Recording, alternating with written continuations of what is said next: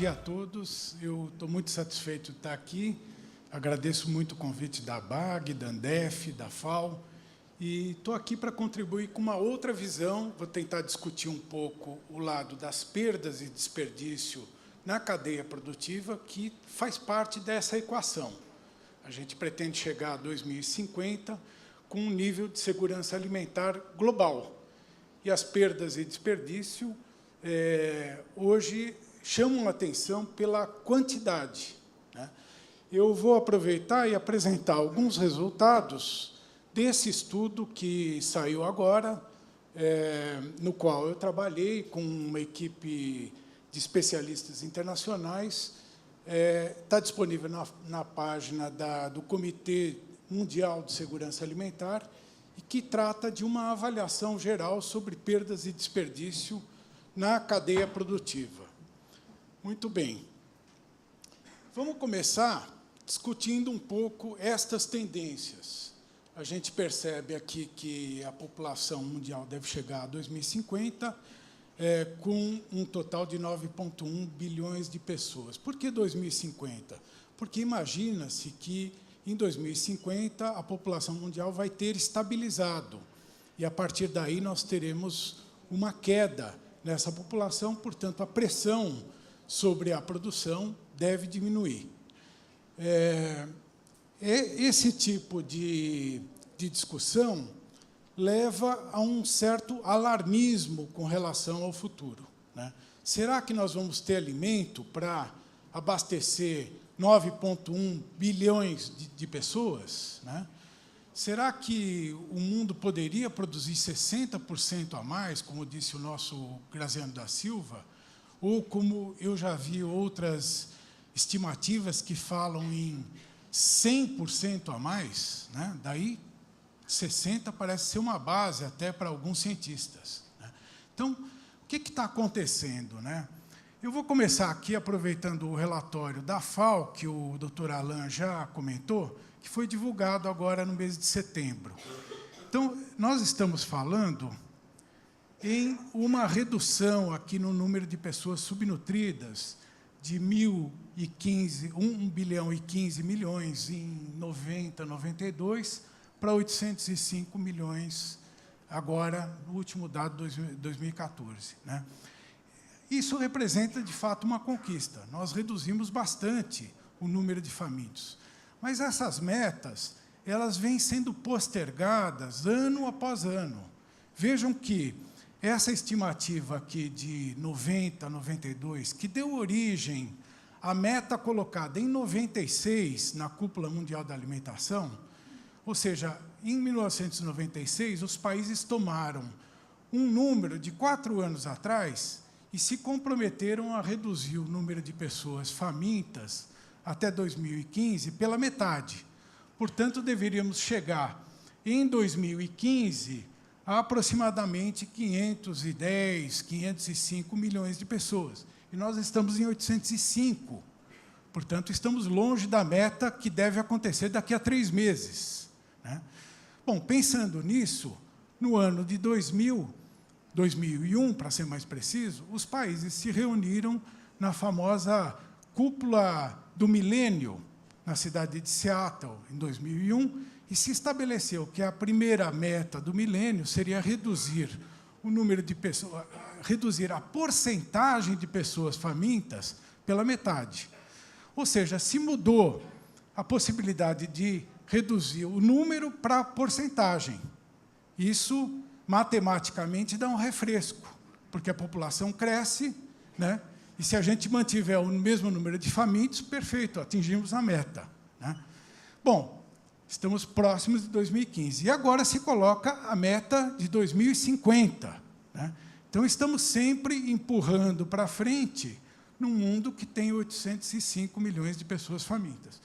E reduzimos o número de pessoas em relação ao que existia há 2 anos atrás. E isso aconteceu muito em função da queda dos preços das commodities em termos internacionais, né? Não por um esforço maior. Eu diria que aqui na América Latina, de fato, houve um esforço, né? Na China, o governo chinês conseguiu tirar 200 milhões de pessoas da pobreza em 10 anos. É um espanto, né? Na Índia também houve um progresso muito grande, mas em alguns outros países, na África, a gente está vendo aí alguns países da Ásia, a situação é bastante crítica, né? Bom, o que nós temos aqui? Nós temos uma correlação muito clara entre pobreza e desnutrição, né? Essa reta aqui mostra uma regressão, né? E a gente percebe que, claramente, o caminho que foi perseguido pelos países foi de aumento de renda. Aumentando renda, se aumenta o acesso aos alimentos, aumentando o acesso aos alimentos, a gente consegue matar a fome das pessoas, né? Claramente, esses dados mostraram que o problema não é de disponibilidade, né? Aparentemente, não falta alimento no mundo. O mundo produz a quantidade suficiente para alimentar a sua população. O problema é que as pessoas são pobres, né? Quando aumenta a renda, portanto, aumenta a demanda por alimentos. Às vezes, aumenta de uma forma perversa, né? Alimentos muito calóricos, né? Isso mostra o aumento da obesidade, né?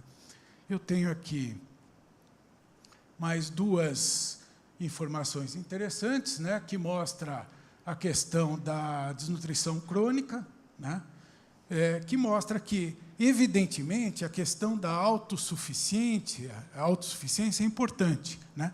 Nessa linha aqui de baixo, a gente tem a autossuficiência dos países. 100% seria um país autossuficiente. 120, 140 seria um país que tem superávit na produção de alimentos, portanto, exporta. E abaixo de 100 é um país deficitário. Existe uma correlação clara. Um país que é autossuficiente em alimentos, que produz, que garante a sua segurança alimentar, né, pelo lado, digamos, mais estratégico, mais militar da produção, tem condição de reduzir rapidamente a questão da desnutrição, né?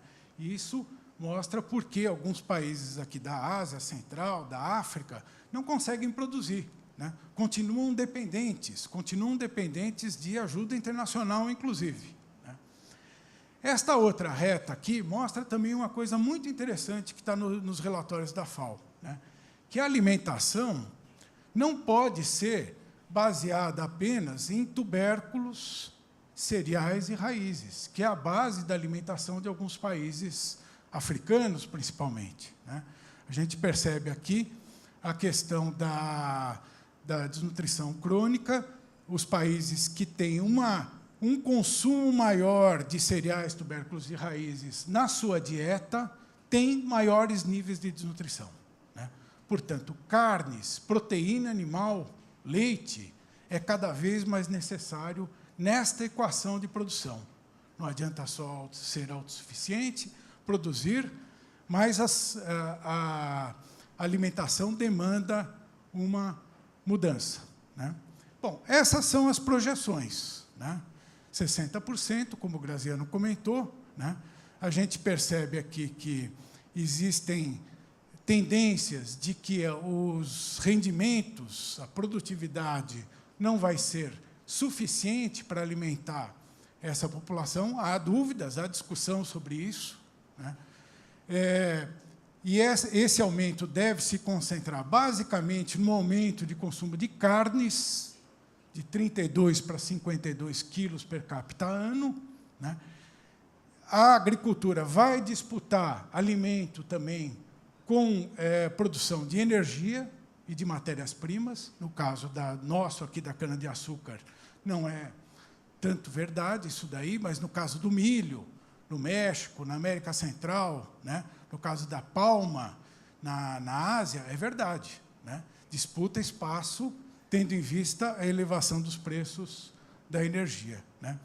E há também um problema de escassez de terras. Hoje, o mercado de terras está absolutamente aquecido. Países, a China, por exemplo, entrou pesado na África comprando terras, né? Há um aumento enorme, tendo em vista esta questão das terras e da água. Estima-se que, para produzir 60% a mais de alimentos, nós vamos precisar de 100% mais água, né? Quem é que pode aguentar num sistema desse daqui. Considerando, coloquei aqui entre parênteses, que 36% da população hoje vive em áreas onde não tem água, né? Sem nenhum comentário aqui político, né? Bom, quais são as projeções, né? A gente, por um lado, existe uma certa euforia, né, de que nós temos que aumentar a produção. Vamos aumentar a produção, vamos tocar o barco, né? Vamos difundir novas tecnologias, vamos fazer grandes investimentos, vamos intensificar o uso da terra, né? Vamos entrar em novas áreas com este potencial. As projeções dos cientistas falam em importação de alimentos, hoje, nos países em desenvolvimento, em torno de 300 milhões de toneladas em 2050, né? O que exigiria, vamos dizer, um sistema de comércio um pouco mais sofisticado, né?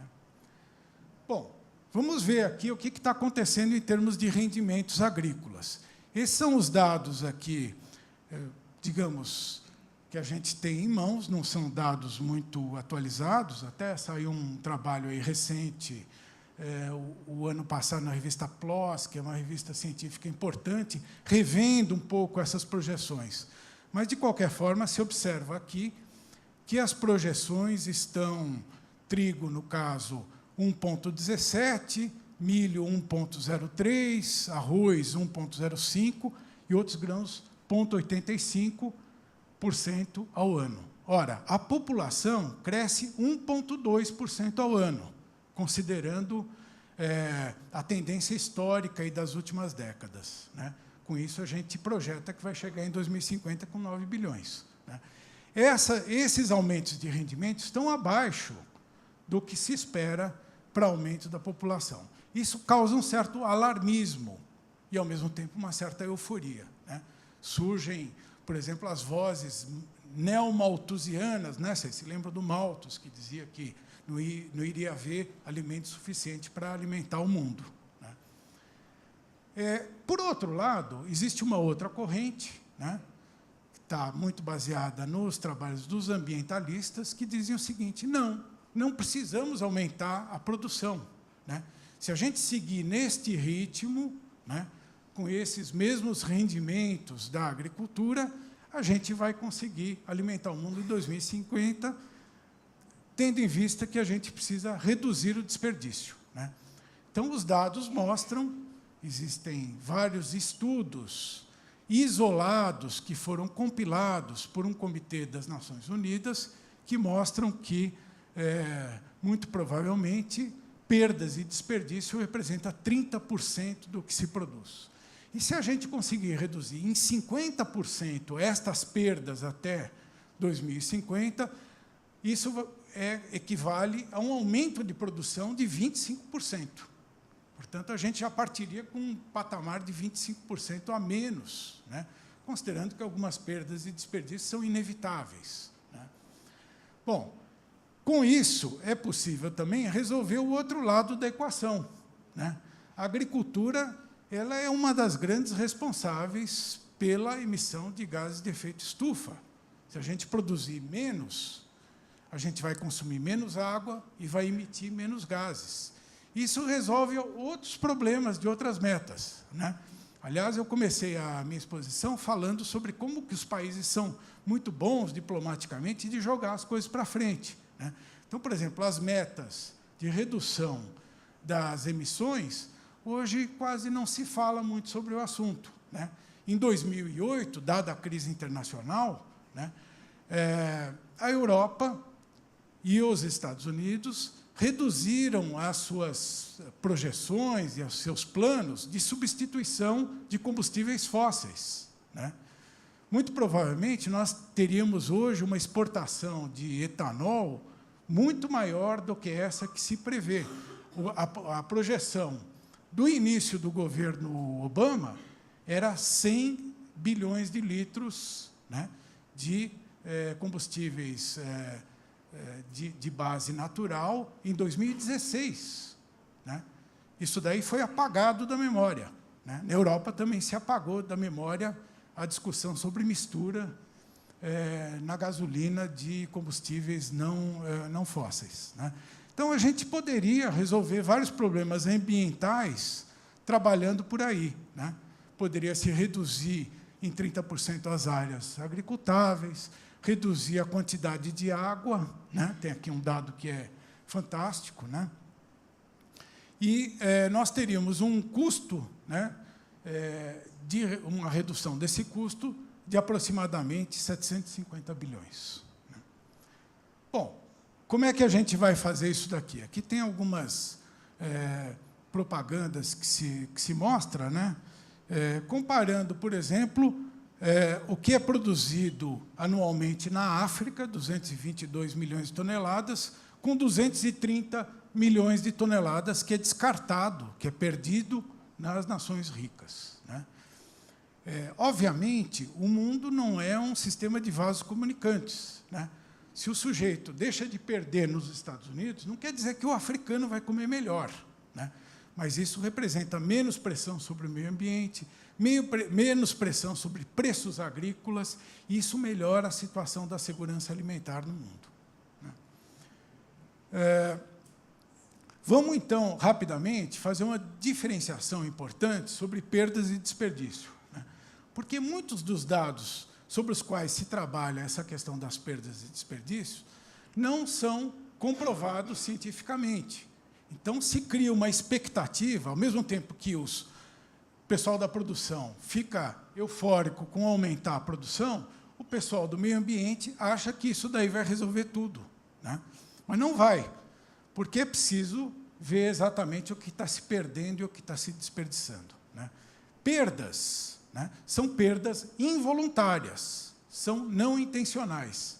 Se perde porque o sistema de produção não está bem ajustado, né? A produção não correspondeu à expectativa de preço, por exemplo, né? O agricultor passa a grade, né, na sua roça e destrói aquilo lá incorpora o solo, né? Vira adubo orgânico, né? Ou se perde no processo de transporte, ou se perde nas ceasas, se perde nos supermercados.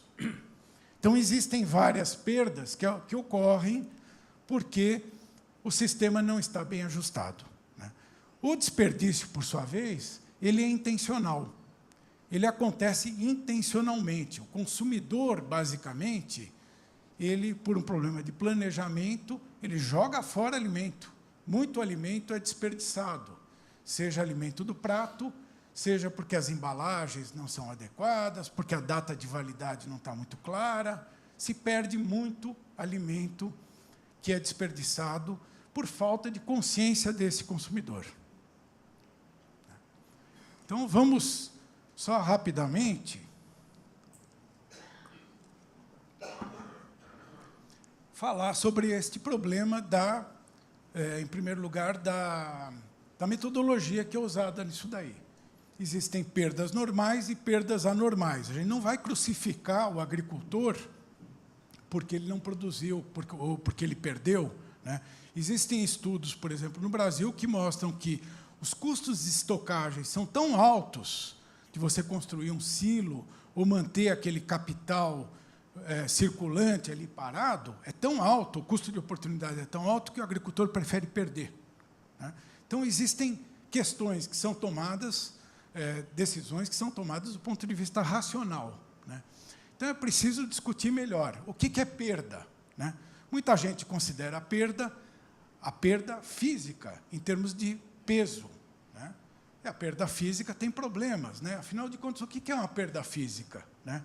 Se eu compro uma melancia, jogo fora a casca, né, e eu peso o que eu comi versus o valor do peso inicial, obviamente, eu perdi mais de 50% do valor da melancia.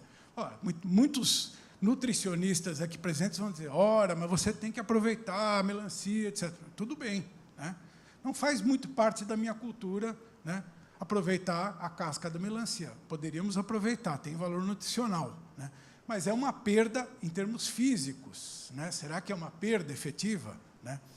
Se eu for numa feira livre e perguntar para um feirante quanto que ele perdeu, ele vai provavelmente fazer essa conta em reais, né? Ou se ele desclassificou a mercadoria, então ele começou a feira vendendo tomate a 10, agora está vendendo a 3, porque ele tem que liquidar, ele vai considerar que ele perdeu 70%. Né? Então, precisamos tomar cuidado. Em termos calóricos também, existem problemas metodológicos. Né? O alimento ele perde valor calórico se ele não é bem armazenado, né? Se ele é consumido em condições inadequadas. Então, que conta que nós estamos fazendo? Né? Então, o que acontece, normalmente, né, é essa discussão. Há uma mixórdia de opiniões sobre quanto que se perde no Brasil. Né? Não existem pesquisas globais sobre perdas de alimentos no Brasil, perdas ou desperdício. Né? Existe uma pesquisa sobre uma coisa, outra sobre outra, e se vai juntando esse mosaico com metodologias diferentes, com propostas diferentes, e se tira determinadas conclusões. Né? Ora, se perde 30% no Brasil. Será que se perde mesmo? Né? Muito da perda é doado para banco de alimentos, por exemplo. Né? Muito da perda é reincorporado ao solo. Né? Ou, infelizmente, a gente tem gente miserável no Brasil que revira a lata de lixo. Né? Então, se alimenta em função disso. Então, vamos tentar analisar um pouco melhor o que seriam as perdas. Aqui, então, eu vou apresentar alguns resultados rapidamente, né, da pesquisa que mostram como que se distribuem essas perdas. Né? A gente percebe claramente, comparando-se as regiões do mundo, né, que as perdas, por exemplo, na América Latina, o grosso aqui, 40%, se dá na parte agrícola, né, mais 20% na pós-colheita, mais um pouquinho no processamento. E o consumidor final perde muito pouco, ou desperdiça muito pouco, porque o Brasil é um país pobre. As pessoas não jogam fora alimento como jogam nos Estados Unidos e na Europa. Né? Vejam aqui o caso da Europa, por exemplo, é exatamente o oposto. Né?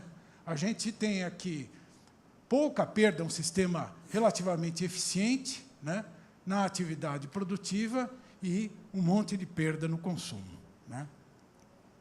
Essa aqui é uma distribuição das perdas, em termos globais. PID quer dizer perdas e desperdício, não é pesquisa e desenvolvimento. Não, né? Então, o que a gente tem aqui? Né?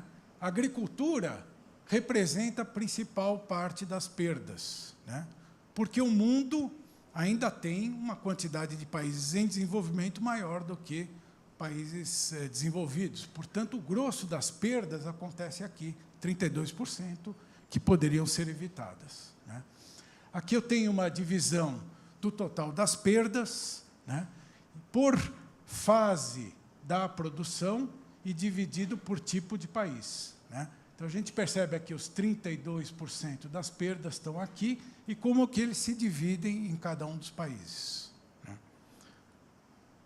Esse outro gráfico aqui é bem interessante, né, porque ele mostra, para o total da população mundial apresentada aqui neste eixo, população de 7 bilhões de pessoas atual, né, e aqui a quantidade de perdas e desperdício per capita. Né? Então, a gente percebe aqui que, por exemplo, eu tenho aqui esse primeiro 1 bilhão de pessoas que vivem na América do Norte, Europa e Rússia. Né?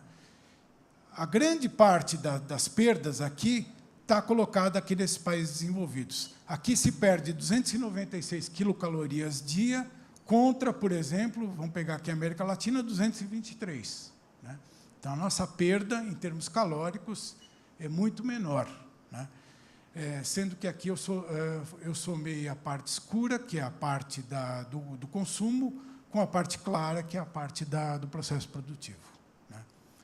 Bom, rapidamente aqui, então, eu tenho um outro gráfico que mostra a divisão, né? E aqui, finalmente, um dado mais próximo nosso, né, da América Latina e do Caribe, que mostra, dos 711 milhões de calorias que são produzidas aqui na região, né, nós temos uma parte comestível de 373. Portanto, a conta não poderia ser feita sobre 711. Né? A gente desperdiça naturalmente uma parte do alimento. E as perdas, então, estão calculadas aqui em 126. Então, seria 126 sobre 373, dá os 30%. Né? Então, os dados são bastante complicados, né? E ensejam políticas. Né? Então, um pouco o meu papel neste debate aqui, né, do Desafio 2050, é mostrar que nós temos que olhar o outro lado também. Não só produzir, mas como reduzir perdas e desperdício. E como é que isso daí pode ser feito? Primeira política, obviamente, prevenção. Né? O sistema está desajustado, nós podemos ganhar, né, com pequenos ajustes, né, na produtividade, nas máquinas, no tipo de variedade utilizada, variedades que não atendem deficiências hídricas, como nós estamos vivendo hoje numa época de mudanças climáticas. É possível fazer um monte de coisas por aí. Né? A parte de doações é importante. No Brasil, nós não temos um sistema de doação de alimentos não aproveitados. Né? Nós não temos uma legislação. Né? Eu, que sou batalhador aí da causa, desde 1994, nós estamos com um projeto no Congresso Nacional, que é a chamada Lei do Bom Samaritano, que descriminaliza ou despenaliza a doação de alimentos. No Brasil, é proibido você doar alimentos. No Brasil, o cara pode ser processado e preso, né, doando alimentos. No entanto, os bancos de alimentos funcionam aí numa semi-ilegalidade. Né? A parte de alimentação animal precisa ser melhorada, matéria-prima, e aí nós vamos descendo, né? Até a parte de compostagem, que no Brasil é muito fraca, não temos um sistema de compostagem para utilização em agricultura urbana, por exemplo, que é uma realidade em outros países, né? Até, finalmente, a questão do aterro. Né? Bom, aqui, rapidamente, está aqui o projeto europeu de redução das perdas e desperdício, que está indo muito bem, que tem o apoio de todos os stakeholders envolvidos nessa questão. Né? O governo se encarrega de fazer a legislação, ou despenalizar, ou penalizar determinadas atividades, dar incentivos fiscais, etc., né? Cobrar produtividade. Né? A ciência tem o poder de apresentar soluções e os negócios de implantar e melhorar a consciência do consumidor, principalmente. O movimento que está sendo feito na Europa, junto aos supermercados, está sendo fantástico. Né? Então, redução do tamanho de embalagens, melhora na data de validade, né? Educação alimentar ao consumidor, uma série de eventos que estão sendo organizados que permitem a gente pensar em uma redução razoável aí de 20% nas cadeias produtivas até 2020. Né? Aqui tem o exemplo de algumas campanhas contra o desperdício, muito interessantes, que estão sendo levadas aí na Europa, né? Europa e Canadá, principalmente. E o que a gente pode concluir daí? Né? Bom, em primeiro lugar, né, que precisamos entender o que está acontecendo aqui no Brasil. A gente precisa, para poder atacar e fazer um plano para 2050, a gente tem que ter uma base estatística. Precisa entender o que se perde no Brasil. Né? Tem muito chute, né? Muita gente que vem falando coisas que não têm realidade. Né?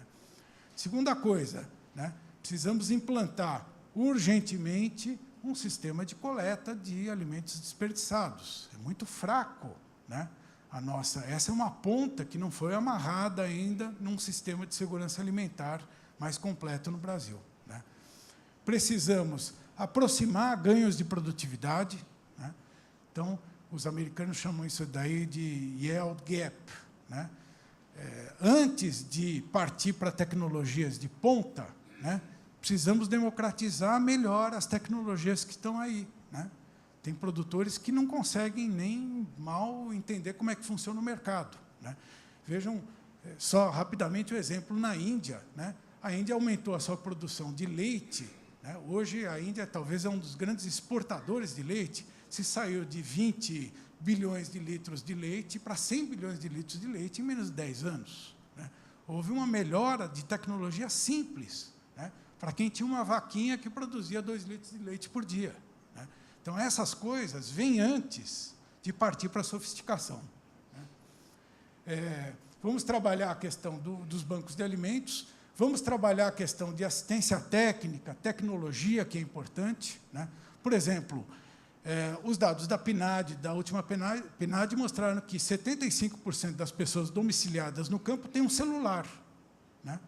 Por que a gente não trabalha com assistência técnica, via celular, dando cotações de preços para esses produtores, né? Em Bangladesh foi feita uma revolução, aquele Grameen Bank, né, do Mohamed Yunus, fez uma revolução usando um celular para as pessoas, né? Conectou essas pessoas ao mundo, né? E, finalmente, vamos combater o desperdício, né? Desperdício é o primeiro caminho, a gente precisa aperfeiçoar as cadeias produtivas, né? Eu fico por aqui, muito obrigado.